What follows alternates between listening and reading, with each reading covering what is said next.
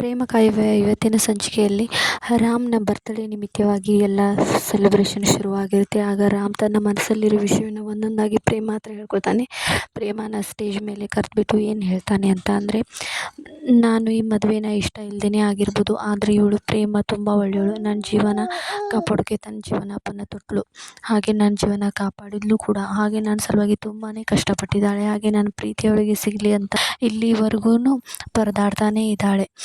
ಆ ನಂತರ ಏನಾಗುತ್ತೆ ಅಂತಂದರೆ, ರಾಮ್ ತನ್ನ ಮನಸ್ಸಲ್ಲಿರೋ ವಿಷಯವನ್ನೆಲ್ಲ ಹೇಳ್ತಾನೆ. ನನ್ನ ಜೀವ ಉಳಿಯೋಗೋಸ್ಕರ ತನ್ನ ಜೀವ ಯಾರು ಇಷ್ಟು ಇದನ್ನು ಮಾಡಿ ಜೀವ ಉಳಿಸಲ್ಲ. ಅದೇ ಟೈಮಲ್ಲಿ ಸ್ನೇಹ ಕೂಡ ನನ್ನನ್ನು ಬಿಟ್ಟು ಹೋದಳು. ಆ ಸಮಯದಲ್ಲಿ ಇವಳು ತನ್ನ ಜೀವನ ಲೆಕ್ಕಿಸದೆ ಕೂಡ ನನ್ನ ಜೀವನ ಕಾಪಾಡಿದ್ದಾಳೆ. ಇವಳು ನನ್ನ ಜೀವ, ಬದುಕು, ಜೀವನ ಎಲ್ಲ ಇವಳೇ.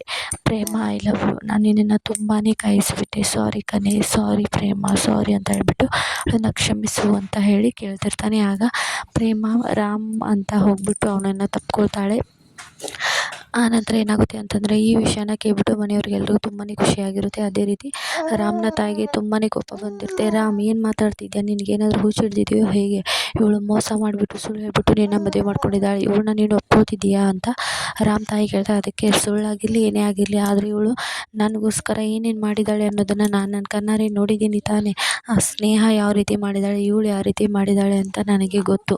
ಇವಳು ನನ್ನ ಜೀವಕ್ಕೋಸ್ಕರ ತನ್ನ ಜೀವನೇ ಕೊಟ್ಟಿದ್ದಾಳೆ.